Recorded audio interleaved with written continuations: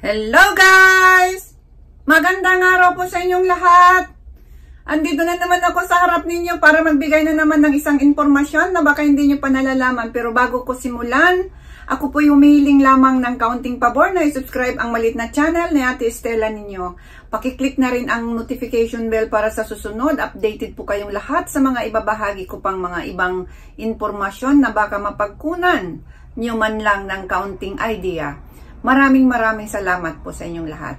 So guys, andito na tayo sa ating topic ngayon. At ang topic natin ngayon ay nanggaling na naman sa ating isang subscriber. At ang kanyang katanungan, narito po.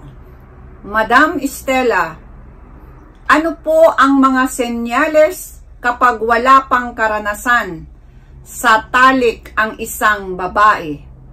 Sana po masagot nyo ang aking katanungan.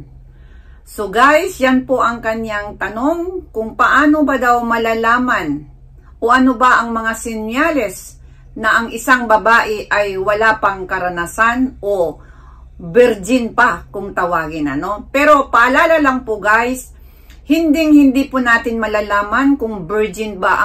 Ang pag-usapan natin is yung hymen ng isang babae. Dahil ang babae kapag parating sumasakay ng bisikleta o may ano man siya, meron siyang sports na kung ano-anong ginagamit ang katawan, may posibilidad po na mabasag yung kanyang hymen.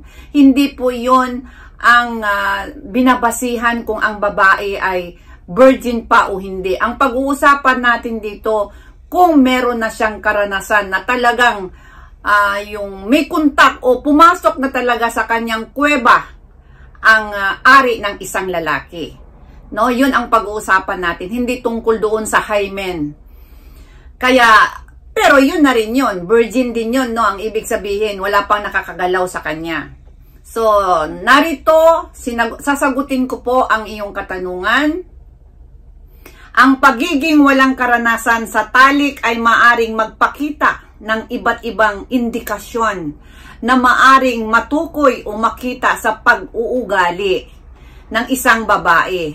Ngunit hindi rin po 100% na maging batayan ang mga senyales na aking sasabihin. Ngunit halos ito po ay aking karanasan nung ako po ay isang wala pang karanasan at nung virgin pa po ako. Kaya mula dito sa aking karanasan at doon sa mga pagtanong-tanong ko at pagsaliksik ko, narito po ang 7 mga senyales na pang-uugali ng isang babae kapag wala pa po siyang karanasan. Pero sinasabi ko na guys na hindi po 100%. Pero meron po talaga dito sa 7 ibibigay ko sa inyo. So yung number 1, kakulangan ng kaalaman sa sex o sa sexual. Ang kawalan ng kaalaman tungkol sa talik ng isang babae ay hindi po siya komportable sa mga sexual na biro o usapan man niyang mga tungkol sa sexual. At hindi po siya nagre-react.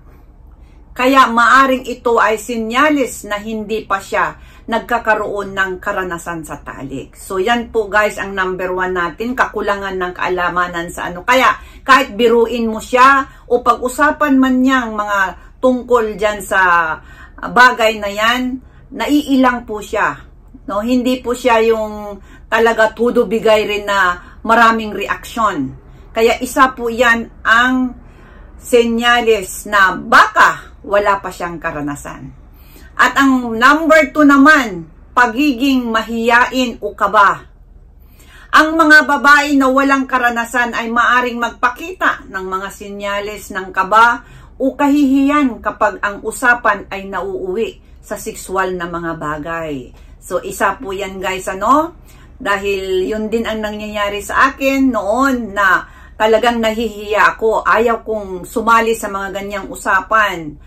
Kaya yan ang number 2 na pagiging mahiyain at kaba pagdating sa mga ganyang usapan tungkol sa mga pagtalik. Yan ang number 2 na senyales.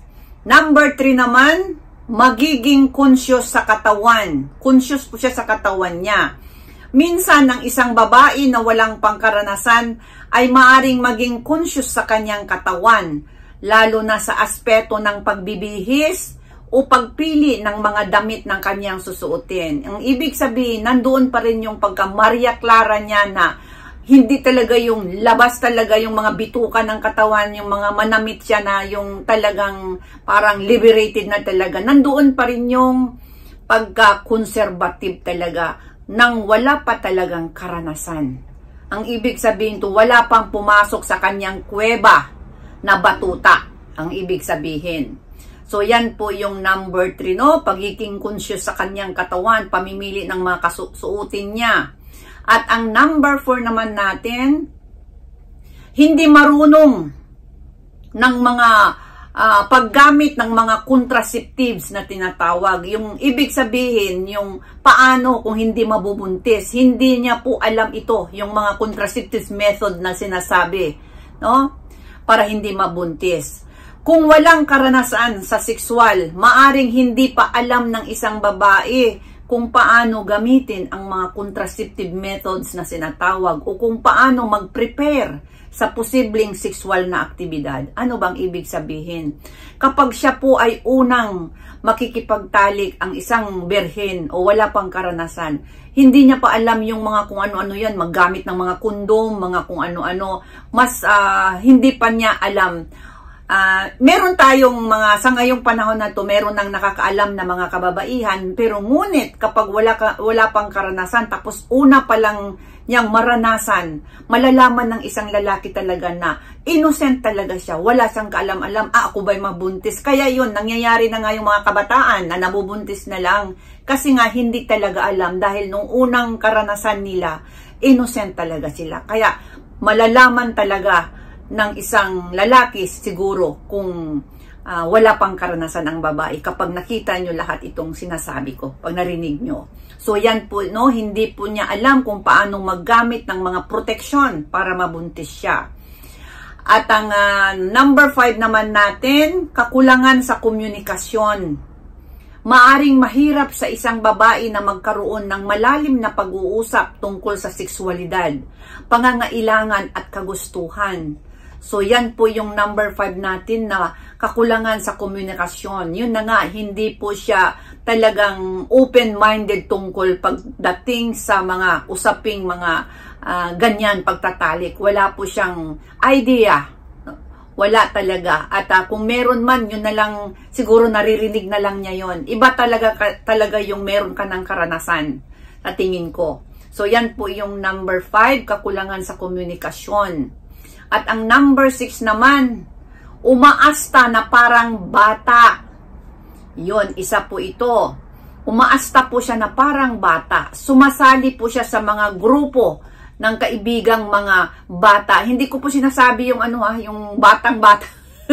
Basta kabataan-bata, no? Na para bang masabi mo na nene, wala pa talagang kalam. Pero dalaga na siya. Ibig sabihin, nagre-regla na. Yun ang ibig kong sabihin. Hindi po yung mga 5 years old. So, sumasali sa grupo ng mga kaibigang mga bata, mayroon pa rin siyang kakaibang distansya mula sa mga kalalakihan. So, yung ibig sabihin, talagang ilap pa siya sa mga kalalakihan. Kasi nga, hindi pa niya alam ang mundo. Wala pa siyang alam sa mundo na tungkol sa mga babae at lalaki na pag-uusapan sa mga sa mga may edad na o may mga karanasan pa. Kaya isa rin ito na sinyales kapag umaasta na parang bata pa ang isang babae. Yun po ang number 6. At ang panglas natin ito, isa rin ito, hindi po magaling humalik. Ang isang babae kapag wala pang karanasan sa talik, karamihan ay awkward. Awkward po siyang makipaghalikan. Halimbawa, naghahalikan kayo, mababangga niya yung mga ngipin mo, kung minsan makagat pa yung dila mo o yung labi mo, dahil yun na nga, talagang naiilang siya. Dahil wala nga siyang karanasan. Hindi pa niya alam kung paanong makipagsabayan ng pakikipaghalikan. So, unlike sa mga may karanasan na sa sexual na mga babae, kapag nakipaghalikan sa kanilang partner o mahal sa buhay ay napakapanatag o smooth ang daloy ng halikan. So, isa po ito guys na sinyalis na baka wala pang karanasan ang isang babae o ikaw ang una niyang binigyan ng kanyang virginity na tinatawag kapag hindi siya magaling humalik na tinatawag natin, no? So, ayan guys, sana nakita mo ang bidyong ito at nasagot ko ang iyong katanungan at nagpapasalamat po ako sa iyo at ginawan ko na lang ito ng video para naman pangkalahatan na rin. Maraming salamat.